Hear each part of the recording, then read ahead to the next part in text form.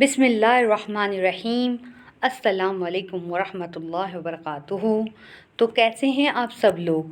उम्मीद करती हूँ आप सब लोग ठीक होंगे। आज का जो हमारा मौजू है वो परिंदों का बादशाह उकाब जब बूढ़ा होता है तो मौत से बचने के लिए क्या काम करता है और हमें इससे क्या सबक मिलता है। उकाब की उम्र तकरीबन 70 साल के करीब होती है। इस उम्र तक पहुंचने के लिए उकाब को सख्त मुश्किलात से गुज़रना होता है। जब इसकी उम्र 40 साल हो जाती है तो इसके पंजे कुंद हो जाते हैं जिससे वो शिकार नहीं कर सकता। इसी तरह इसकी मजबूती चोंच भी उम्र के बढ़ने से शदीद टेढ़ी हो जाती है। इसके पर बहुत भारी हो जाते हैं, सीने के साथ चिपक जाते हैं जिससे उड़ान भरने में उकाब को सख्त दुश्वारी का सामना करना पड़ता है। इन सब मुश्किलात के होते हुए इसके सामने दो रास्ते होते हैं, या तो वो मौत को तस्लीम कर ले या फिर 3 महीने की सख्त तरीन मुशक्क़त के लिए तैयार हो जाए।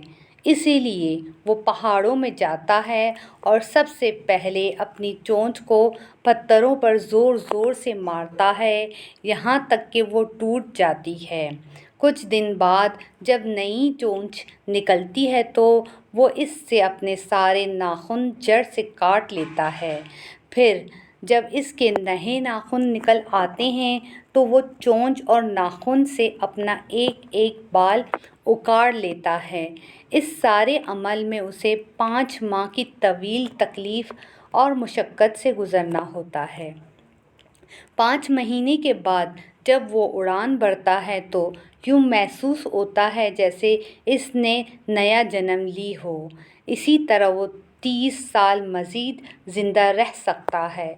उकाब की ज़िंदगी और इनकी कहानी से हमें ये सबक मिलता है कि बाज़ औक़ात हमारे लिए अपनी ज़िंदगी को बदलना बहुत ज़रूरी होता है ताकि हम इस ज़िंदगी से बेहतर ज़िंदगी गुजार सकें।